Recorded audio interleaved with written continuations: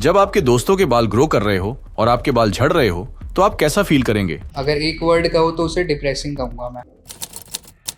क्या पेशेंट ने भी कभी किसी के गंजेपन का मजाक उड़ाया था? हमारे टीचर्स हैं, हमारे पेरेंट्स हैं या जो भी अंकल लोग होते हैं कि उनका हो रहा है, ऐसी बात नहीं है, हमने भी चिढ़ाया है उनको तो ऐसा लग रहा है कि वो कर्मा रिवर्स हो गया है हम पे।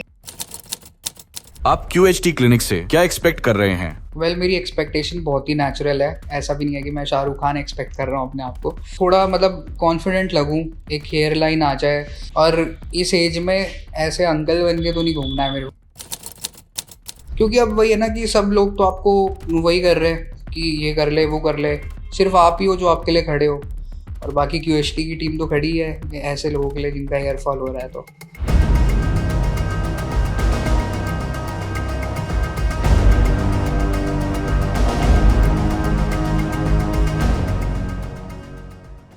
मेरा नाम आयुष्मान है और मैं देहरादून से आया हूँ आज QHT हरिद्वार अपना हेयर ट्रांसप्लांट करवाने के लिए। तो जो मेरी बॉल्डिंग की जर्नी थी वो शुरू हुई थी अराउंड जब मैं 18 से एंड होके 19 की तरफ बढ़ रहा था, और जब मैंने अपना कॉलेज स्टार्ट किया था। तो एट द बिगनिंग मतलब मेरे जो टेम्पल एरियाज़ है वहाँ पे काफ़ी ज़्यादा मुझे खाली दिखता था, बट वो ऐसा लगता है कि यार ये मेल पैटर्न बॉल्डनेस है, तो मैं उसको थोड़ा इग्नोर ही करता था और ज़्यादा ध्यान नहीं देता था। तो घर पे भी थोड़ा बोलते थे कि हो रहा है, प्याज का रस लगा लो, ये लगा लो, मिनॉक्सिडिल लगा लो, तो अलग अलग चीज़ें लगाई, बट जो उसमें कुछ ऐसा फ़र्क आ नहीं रहा था ख़ास। बट जैसे धीरे धीरे मेरे कॉलेज के ईयर्स निकलते गए तो मैंने वो चीज़ फील करना शुरू किया कि it is actually going very back. तो मतलब वो मेरे को समझ नहीं आ रहा था कि ये कंट्रोल कैसे होगा। और फिर फैमिली भी थोड़ा उस चीज़ को लेके वो थी, परेशान थी कि अभी तो यंग ही है मतलब, और उस टाइम पे आपको कॉन्फिडेंस की भी बहुत ज़रूरत होती है, तो उस वजह से आपका कॉन्फिडेंस बहुत गिर जाता है। तो जब मैं अपनी एक्चुअली मैं बैचलर्स इन होटल मैनेजमेंट कर रहा हूँ, तो जब मैं कॉलेज में था तो वहाँ पे हमारी ट्रेनिंग स्टार्ट हुई थी। तो मैं जिस होटल में काम कर रहा था तो वहाँ पे क्या हुआ था कि हमारे शिफ्ट कुछ इस हिसाब से रहते थे और लाइफस्टाइल कुछ हिसाब से हो गया था कि काफ़ी ज़्यादा मैं उसमें इतना हेक्टिक शेड्यूल था कि सोने का टाइम नहीं मिलता था, अच्छे से न्यूट्रिशन नहीं पूरा हो पा रहा है। तो जिस हिसाब से वर्क लाइफ मतलब बैलेंस नहीं हो पा रही थी और बॉडी ना रेस्ट ले पा रही थी, तो उस वजह से भी मेरा ये जो हेयर फॉल है वो और ज़्यादा ट्रिगर कर गया। और कुछ हेल्थ इश्यूज़ भी वैसे हो गए थे मेरे को। थोड़ा फैटी लिवर इशू था क्योंकि मैं एक्सेस अमाउंट में खाने लग गया था। जब टेंशन वगैरह होने लगती थी तो ज़्यादा खाने लग जाता था, तो उसकी वजह से वेट गेन भी ज़्यादा होने लग गया। तो बेसिकली मैंने अपना बिल्कुल ही ध्यान देना छोड़ दिया था और मुझे लगा था अब तो बाल झड़ रहे हैं तो चढ़ने दो, बस अब छोड़ दो इसको। बट ये होता है कि आप अपनी तरफ से कितना भी कोशिश कर लो उस चीज़ को नेगलेक्ट करने की, बट आपके आसपास लोग होते हैं तो वो आपको बता ही देते हैं कि ये हो रहा है, देखो इसको, कुछ फोकस करो। पहले स्टार्टिंग में एक फेज़ आता है जहाँ पे आपको लगता है कि you act like a rebel, कि ठीक है यार हो जाएगा, आप एग्रेसिवली रिएक्ट करते हो। बट आफ्टर सम टाइम आपकी जैसे जैसे हेयरलाइन पीछे जा रही होती है आप समझने लग जाते हो कि नहीं, इस पे एग्रेसिवली होके कोई फ़ायदा ही नहीं है, अब जो चीज़ हो रही है accept it, but there is a way to change it. तो तब जाके मैंने बहुत रिसर्च करे, बहुत ज़्यादा इधर उधर हर जगह पता करा कि क्या होता है, कैसे होता है। Then I got to know about hair transplant surgery, और वहाँ पे भी मतलब मैं ऐसे ही सोच रहा था कि कैसे करवानी है, कहाँ से होगी। Then one day I was just scrolling my Instagram and suddenly reel pop out of QHT। तो वहाँ से जाके मुझे पता चला कि अच्छा ओके, यहाँ पे भी हेयर ट्रांसप्लांट हो रहा है और इतने अच्छे लेवल पे हो रहा है। तो मैंने और रिजल्ट्स देखे उन लोगों के और वो मुझे बहुत अट्रैक्ट करे, और जहाँ पे आप अट्रैक्ट होते हो तो वहाँ पे जाना बिल्कुल बनता है। तो वहाँ से फिर मैंने उस बारे में अपनी फैमिली को भी बताया कि ऐसा ऐसा है कि मेरे को हेयर ट्रांसप्लांट करवानी है।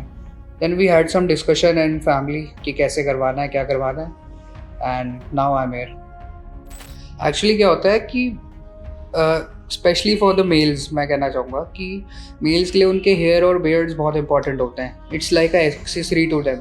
और बालों की वजह से आपके चेहरे का स्ट्रक्चर और फेस वो डिसाइड हो जाता है।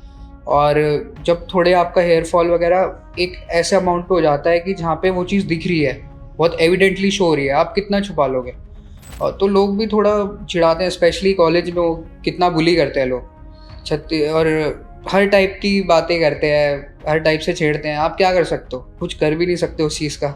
तो मतलब ये है कि कॉन्फिडेंस तो दूर की बात है, मतलब मैं तो बात भी नहीं करता था। मैं सिर्फ अपना रिसेस एक टाइम मिलता था जहाँ पे मैं कंफर्टेबल हो पाता था। क्यों? क्योंकि क्लास में कोई नहीं रहता था।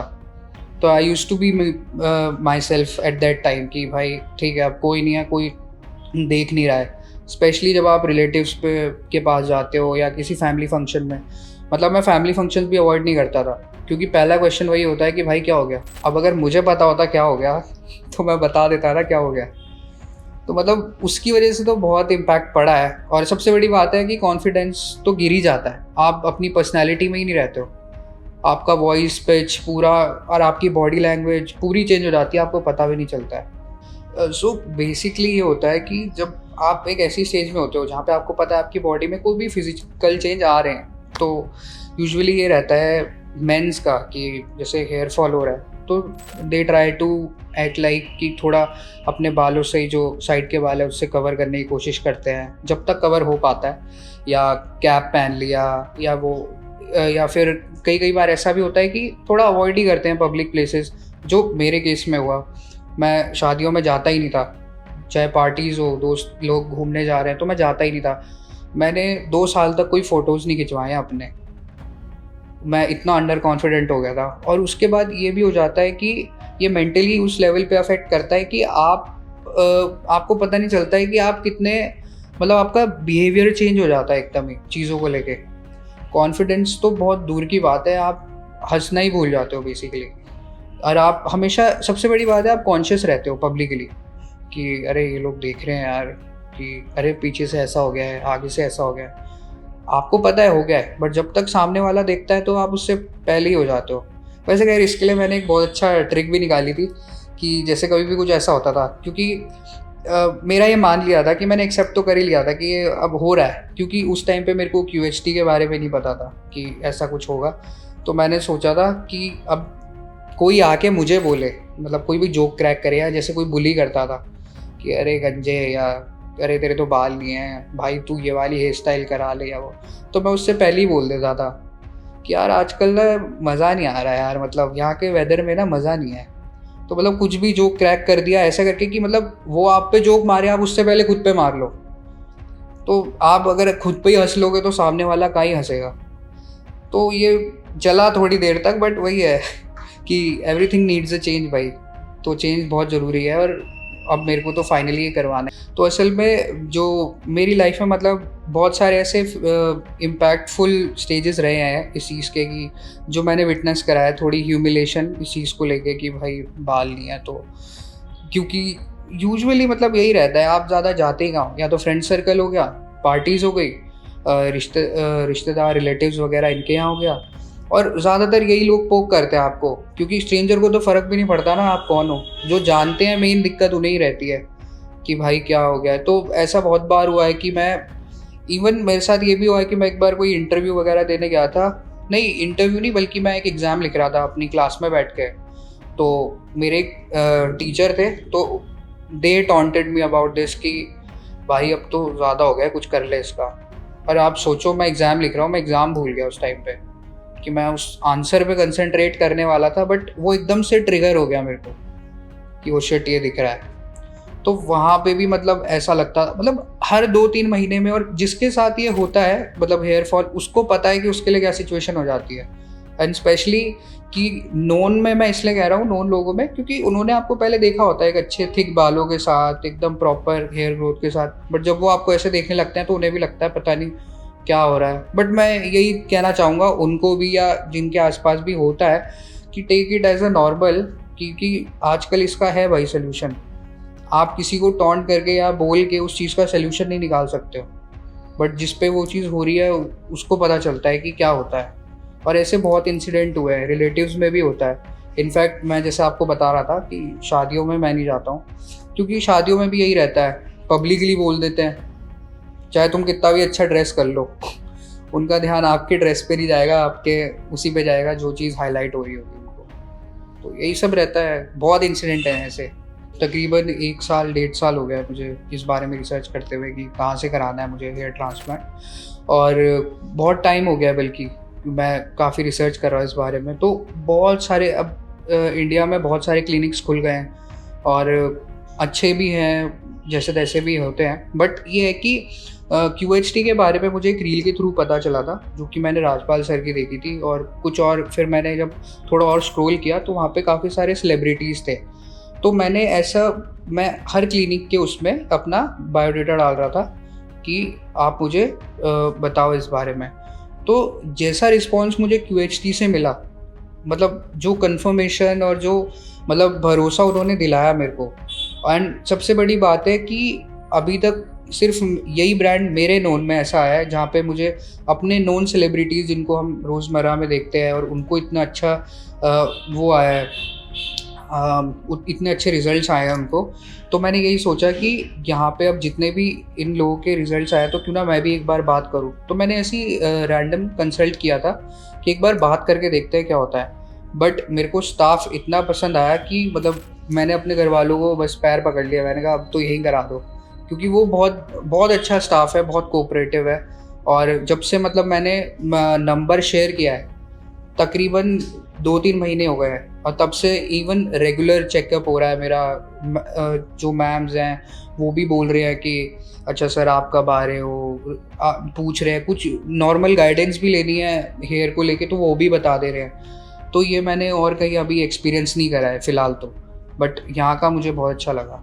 तो जब मैं रिसर्च कर रहा था इस बारे में कि ट्रांसप्लांट होता कैसे है बेसिकली, क्योंकि जब मुझे पता चला कि पहले तो यही लगता है कि हेयर फॉल है, बट आफ्टर जब मैं QHT के उसमें आया कंसल्टिंग में, तब मुझे पता चला कि ग्रेड 1, ग्रेड 2, ग्रेड 3, ग्रेड 4 ऐसे भी हेयर फॉल्स होते हैं। मतलब इनका भी लेवल है।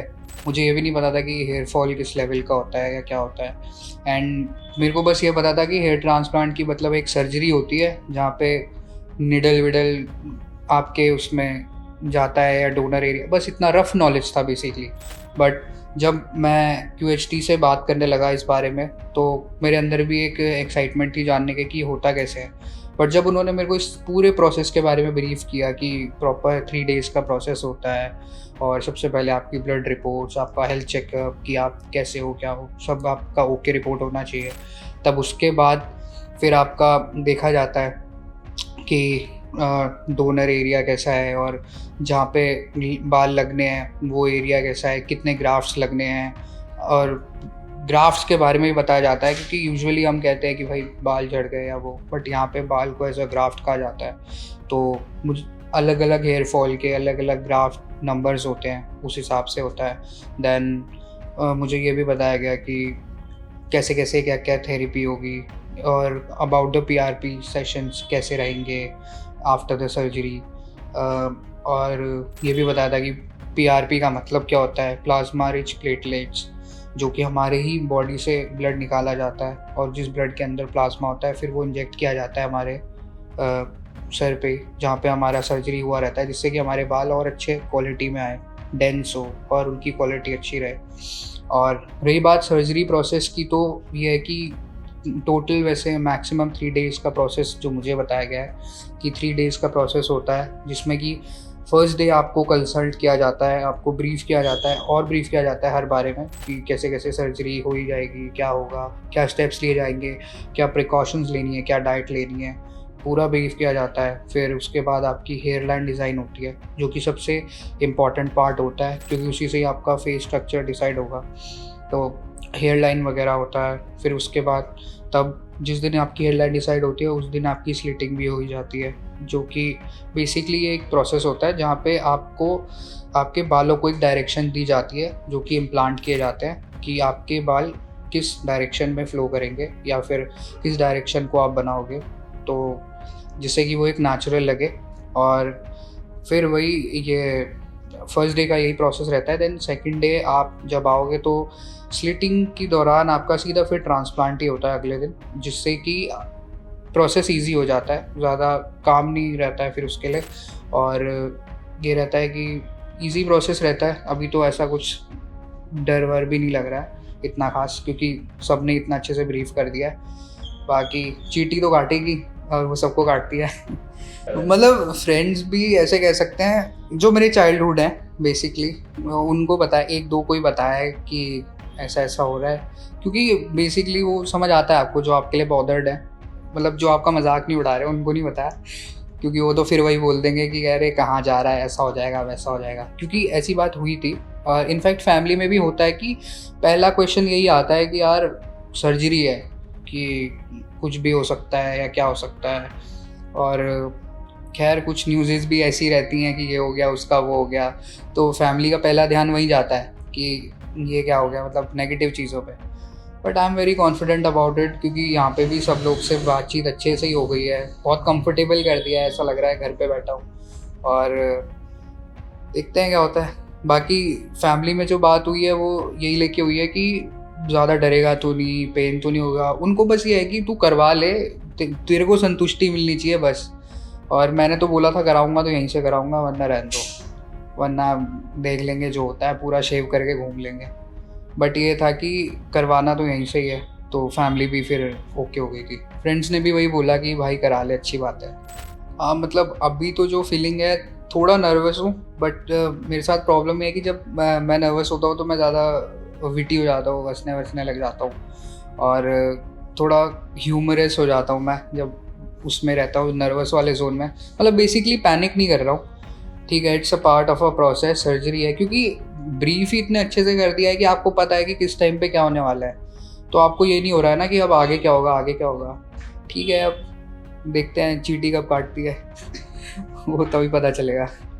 अगर पहले एक वर्ड बता देता हूँ, अगर वो कहूँ तो फिर सेंटेंस बता दूँगा। अगर एक वर्ड कहूँ तो उसे डिप्रेसिंग कहूँगा मैं, क्योंकि वो बहुत डिप्रेसिंग जर्नी होती है, और शायद किसी को ना ही हो तो अच्छा है। बट ये है कि ये भी लगता है ना कि जब हम छोटे थे तो हम देखते हैं कि हमारे टीचर्स हैं, हमारे पेरेंट्स हैं, या जो भी अंकल लोग होते हैं कि उनका हो रहा है, तो फिर ये रहता था कि यार कि सर को देख के, तो ऐसी बात नहीं, हमने भी चिढ़ाया है उनको तो ऐसा लग रहा है कि वो कर्मा रिवर्स हो गया है हम पे।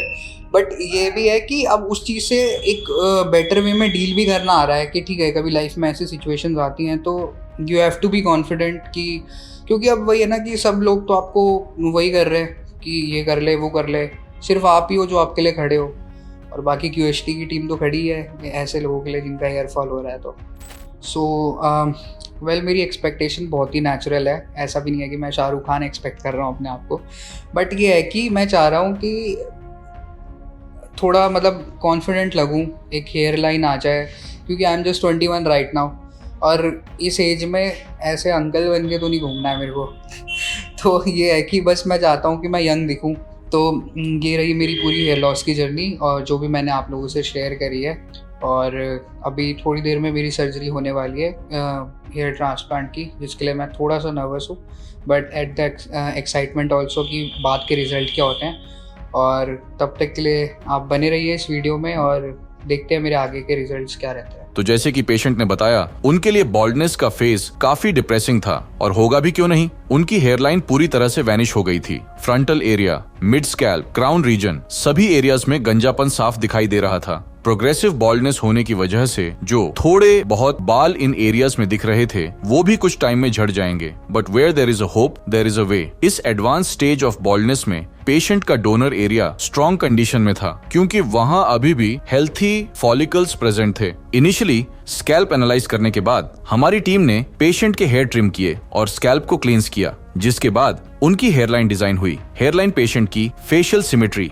और ग्लबेला पॉइंट से आइडियल डिस्टेंस मेजर करके क्राफ्ट की गई थी। हेयरलाइन के साथ जितना area first hair transplant session में कवर किया जाएगा उसे भी आउटलाइन किया। एडवांस स्टेज ऑफ बॉल्डनेस होने की वजह से पेशेंट की सर्जरी 2 सेशंस में प्लान हुई थी, जिसमें क्राउन रीजन को सेकेंड सेशन में कवर किया जाएगा। तो इस सब प्लानिंग के बाद शुरू हुई पेशेंट की सर्जरी, जिसे कंप्लीट होने में 11 से 12 घंटे का टाइम लगा था। चलिए पेशेंट से जानते हैं कि उनका यह एक्सपीरियंस कैसा रहा। तो जैसे कि अब आप देख सकते हैं मेरी सर्जरी हो चुकी है, और मैं बिल्कुल फ्रेश और सही महसूस कर रहा हूँ, मुझे ऐसा कोई पेन भी नहीं हो रहा है। सर्जरी से पहले मुझे काफ़ी डर लग रहा था, बजाय डॉक्टर ने मुझे काफ़ी ब्रीफ भी कर दिया था कि ऐसा कोई पेन नहीं होता है, बस जो एनेस्थीसिया के टाइम पे पेन होता है, बट वही होता है। थोड़ा सा मैं यूट्यूब पे भी रिसर्च करके आया था कि कैसा रहता है, ऑपरेशन कैसे रहते हैं, तो उसको देख के मैं थोड़ा घबरा रहा था कि पता नहीं क्या होगा, एनेस्थीसिया दे रहे हैं, ये हो रहा है वो हो रहा है। बट जैसे ही मैं ऑपरेशन थिएटर के अंदर पहुंचा, मेरे को पहला निडल जब पंच हुआ एनेस्थीसिया का, तो मेरे को उसी टाइम 10 मिनट का मैक्स टू मैक्स मैं बता सकता हूँ, वो जो हल्का सा पेन महसूस होता है जो कि बहुत ही नेग्लिजिबल होता है, ना के बराबर वो पेन था। बट उसके बाद मुझे कुछ पता नहीं चला, क्योंकि मेरी जो सर्जरी थी वो 5000 ग्राफ्ट्स की थी, जो कि एक बहुत बड़ा नंबर होता है, और उसके लिए उस हिसाब से मेरे को पता भी नहीं चला कि कितना टाइम लगा, और मेरी सर्जरी एकदम आराम से हो चुकी है, और उसके बाद अभी मैं काफ़ी कॉन्फिडेंट भी महसूस कर पा रहा हूँ।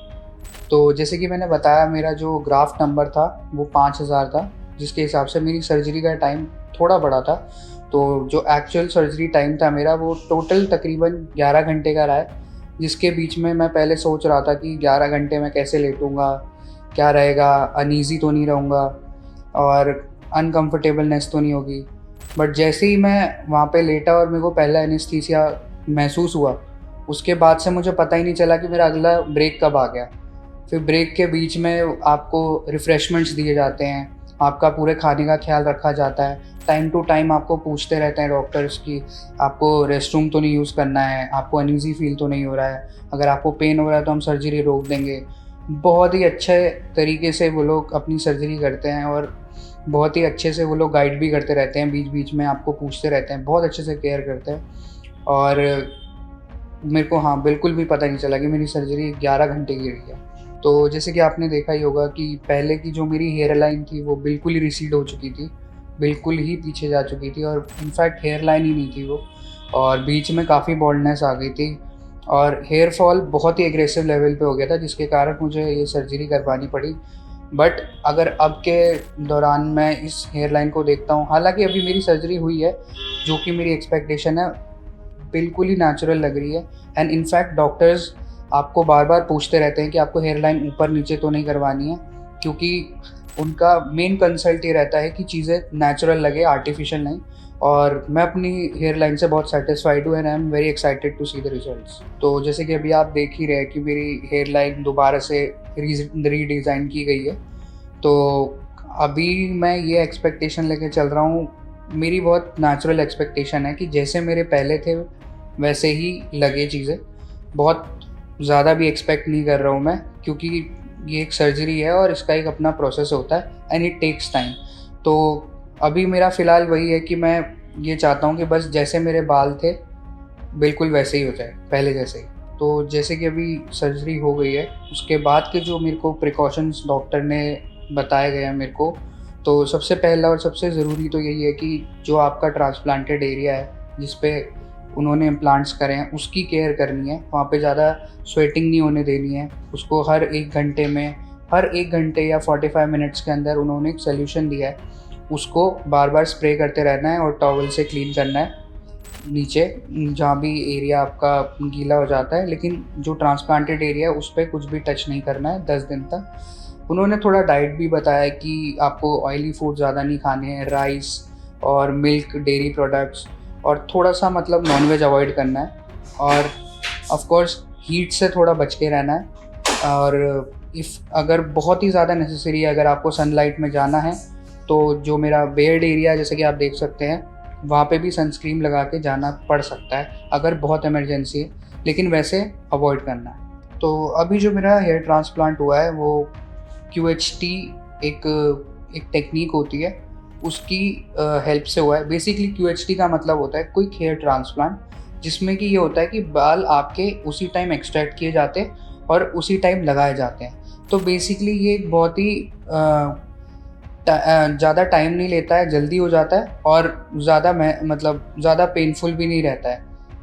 ज़्यादा नीडलिंग प्रोसेस इसमें फालतू होती नहीं है, बेसिक सा रहता है। और QHT ही मैंने इसलिए चुना क्योंकि QHT अभी तक की सबसे फाइनेस्ट टेक्नोलॉजी है अभी तक की हेयर ट्रांसप्लांट में, जो कि ऑलरेडी QHT क्लिनिक यूज़ कर रहा है। तो इसीलिए मैंने QHT प्रेफर किया। और जो भी लोग बॉल्डनेस से या मेल पैटर्न बॉल्डनेस या आप जो भी कह सकते हैं हेयर फॉल इश्यूज से कुछ भी अगर आप फील कर रहे हैं, अगर आप कंफर्टेबल नहीं हैं, तो be confident to change it. वो सब आपके हाथ में है। आपके पास आजकल इंटरनेट है, आप सर्च करिए, और मेरे प्रेफरेंस यही रहेगा कि आप QHT से कराइए, क्योंकि यहाँ की जो फैसिलिटी है वो एकदम टॉप नॉच है। तो मेरा ये मानना है कि अगर किसी को भी बॉल्डनेस, हेयर फॉल इशू या मेल पैटर्न बॉल्डनेस या जो भी है, अगर आप उससे सफ़र कर रहे हैं तो आपको सबसे पहले तो इस बारे में ये सोचना चाहिए कि हम इसका जल्दी से जल्दी सल्यूशन कैसे निकाल सकें, क्योंकि ये चीज़ें वैसी नहीं है कि आप इसको छोड़ दो या भूल जाओ तो ये अपने आप ठीक हो जाएंगी। अगर आप इस पे ध्यान नहीं दोगे तो इसके स्टेज बढ़ते जाएंगे और आगे ऐसा भी हो सकता है कि ये बहुत ज़्यादा ही प्रॉब्लम दे सके। दो इट्स ऑलरेडी ट्रीटेबल, चाहे कोई सी भी स्टेज पे हो, बट उसमें इशू ज़्यादा होते हैं। हालांकि मैं ये बोलना चाहूँगा कि आपको अपनी फैमिली को बनाना चाहिए और अपने पेरेंट्स से इस बारे में बात करना चाहिए और ये स्टेप बिल्कुल उठाना चाहिए कि अगर आपको कुछ भी फील होता है इस बारे में कि आप थोड़े से बॉल्ड फील कर रहे हो और आप कॉन्फिडेंट नहीं हो अपनी हेयर लाइन को लेके, या आपके जो क्राउन एरिया है वहाँ पे बाल कम है, आपको अच्छा नहीं लगता ऐसे बाहर जाना, आप हमेशा कैप वेयर करते हो, तो उसको छुपाने से अच्छा उसको डील करने में मेरे हिसाब से आपको काम करना चाहिए। और रही बात मेरी, तो मैंने अपने पेरेंट्स को इस हिसाब से कन्विंस किया था कि जब मेरे को QHT के बारे में पता चला था तो ऑलरेडी मैं इससे सफ़र कर ही रहा था। मैं तकरीबन 1.5 साल से इस बारे में बहुत रिसर्च कर रहा हूँ कि मुझे कहाँ से कराना चाहिए, क्या करना चाहिए। फ़ॉरेन डॉक्टर्स से भी पूछ लिया, टर्की इधर उधर हर जगह का देख लिया, बट हर कोई टर्की नहीं जा सकता है और हर किसी पे इतना पैसा नहीं है कि वो इन चीज़ों पे बार बार इन्वेस्ट कर सकता है। It is a one time investment process, और मैं यही चाहता था कि मैं अपने पेरेंट्स को इस हिसाब से कन्विंस कर सकूं कि ये एक बार हो जाए और अच्छे से हो जाए, जिसके लिए पहले मुझे ट्रस्टवर्दी होना पड़ेगा। इस चीज़ को लेके मुझे अपने कॉन्फिडेंस में आना पड़ेगा, तभी मैं अपने पेरेंट्स को कॉन्फिडेंस में ले पाऊँगा। तो मैंने उनको एक दिन ऐसे ही मैं यूट्यूब पे सर्च कर रहा था QHT के बारे में, तो एक वीडियो आया और मैंने वो वीडियो अपने पेरेंट्स को दिखाया। तो जाहिर सी बात है कि पेरेंट्स इतनी जल्दी नहीं मानेंगे और उनको भी आपका ख्याल है कि सर्जरी कोई छोटी बात नहीं होती है, बड़ी बात है सर्जरी, और आपकी बॉडी में कोई भी फिजिकल चेंज हो रहा है तो वो अफेक्ट तो करता ही है, बट इसके आपकी बॉडी में बहुत ही पॉजिटिव इम्पैक्ट आएंगे और आप बहुत ही कॉन्फिडेंट लगोगे। और मेरे को ऐसा लगता है अगर आप अपने पेरेंट्स से ये बात शेयर भी करोगे और वीडियोस जो कि QHT के चैनल पे हैं वो दिखाओगे, तो उनका कॉन्फिडेंस और बढ़ जाएगा इस चीज़ को लेकर। जैसा ये सब हुआ, तो बेसिकली मैं काफ़ी अच्छे मूड में था, बढ़िया तरीके से अपना सर्जरी वर्जरी कराई और बिल्कुल टेंशन नहीं ली। हाँ, रही बात कि जब मेरा ये सब हो गया ट्रांसप्लांट वगैरह, तो उसके बाद जब मैं आया और मैंने जब अपनी हेयर लाइन नोटिस करी फ़ोटोज़ में और वीडियोज़ में, और जैसे मेरे को मिरर दिखाया गया, तो उसके बाद में मुझे पहली चीज़ तो वही एक स्माइल आई, क्योंकि ये हेयर लाइन मैं अपने 11th और 12th स्टैंडर्ड में देखता था अपने आप को ऐसा, और पिछले 3-4 साल से तो बिल्कुल ही डिप्रेसिंग फेज़ में था कि पता नहीं क्या ही हो रहा है, कभी होगा या नहीं होगा। बट आफ्टर सीइंग दिस मैं इतना कॉन्फिडेंट हो गया हूँ, और जैसा मैं दिख ही रहूँगा कि मेरी सर्जरी हो चुकी है और मैं इतना एक्साइटेड फील कर रहा हूँ।